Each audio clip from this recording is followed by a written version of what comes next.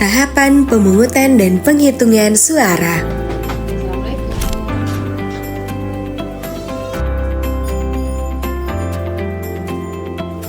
Ini saya dari KPPS TPS 3 mau mengantarkan C6 pemberitahuan ke Mbak Cindy karena minat besok udah hari pemungutan suara.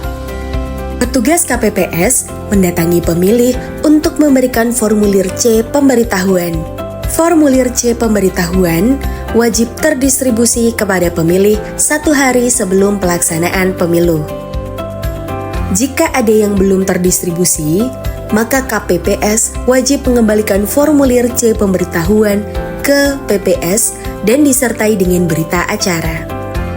Pendistribusian kotak surat suara dilakukan oleh anggota PPS 1 hari sebelum hari pencoblosan dengan dibantu oleh Linmas dan diawasi oleh pengawas pemilu tingkat kelurahan atau desa. Sebelum pemilu dilaksanakan, seluruh anggota KPPS melakukan persiapan di TPS, menerima perlengkapan pemungutan dan penghitungan suara. Hari pemungutan suara, pemilih datang ke TPS untuk melakukan pencoblosan surat suara. Saksi dan pengawas datang sebelum dilakukan proses sumpah janji dengan membawa surat mandat. Waktu menunjukkan jam 7 pagi.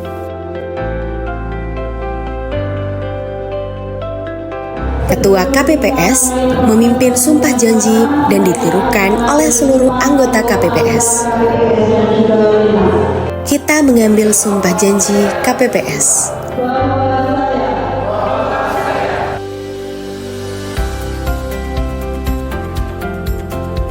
Pengosongan dan pemeriksaan kelengkapan kotak suara yang akan digunakan dalam pemungutan suara, serta memastikan kotak suara dalam keadaan kosong dan kembali disegel.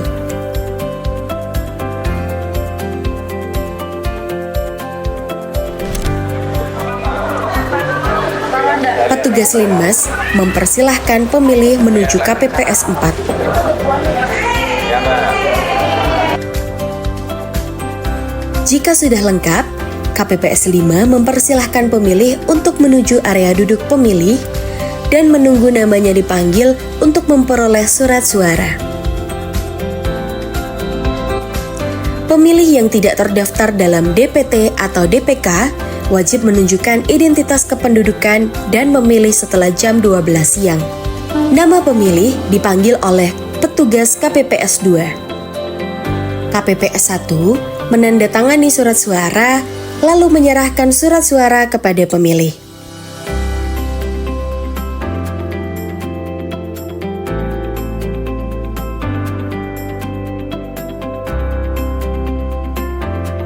Kemudian, pemilih dapat langsung mencoblos ke bilik suara.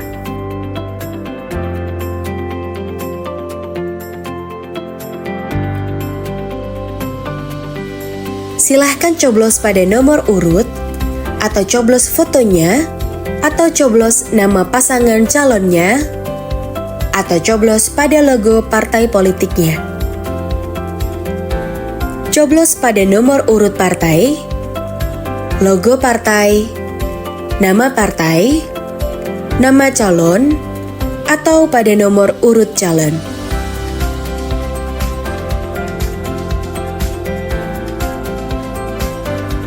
Coblos pada nomor urut, atau pada fotonya, atau nama calonnya, dengan memakai coblosan yang sudah tersedia di bilik suara. Pemilih lansia atau pemilih berkebutuhan khusus akan didahulukan dan akan didampingi oleh anggota keluarga serta dibantu oleh petugas KPPS.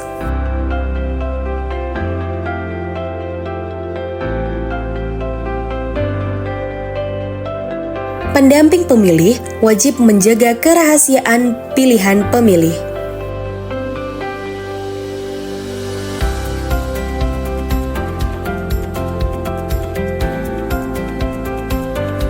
Jika ada kerusuhan maupun hal-hal yang dapat mengganggu berjalannya proses pemungutan suara, Mas harus bertugas untuk menertibkan dan mengamankan situasi yang ada di dalam TPS. Setelah itu, pemilih keluar dari bilik suara dan memasukkan surat suara ke dalam kotak sesuai dengan jenis surat suara dengan pengawasan petugas KPPS 6.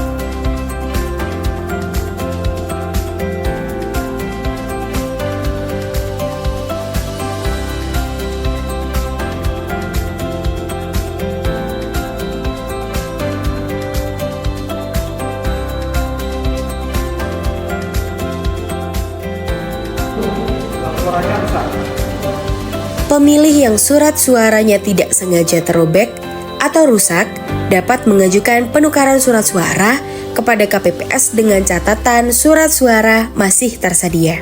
Pemilih dapat meminta surat suara kepada Ketua KPPS hanya 1 kali.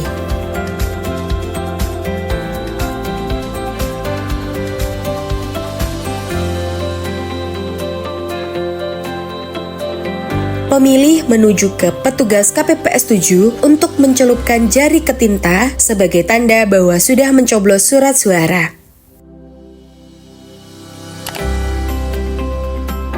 Waktu sudah menunjukkan pukul 19.00. Proses pemungutan surat suara sudah berakhir.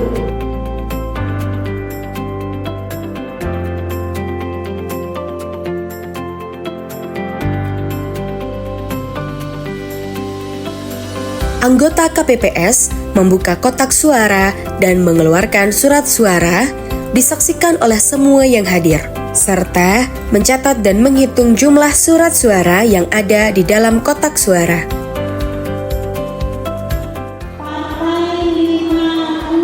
Menunjukkan kepada saksi, pengawas TPS, anggota KPPS, dan masyarakat bahwa surat suara sah atau tidak sah.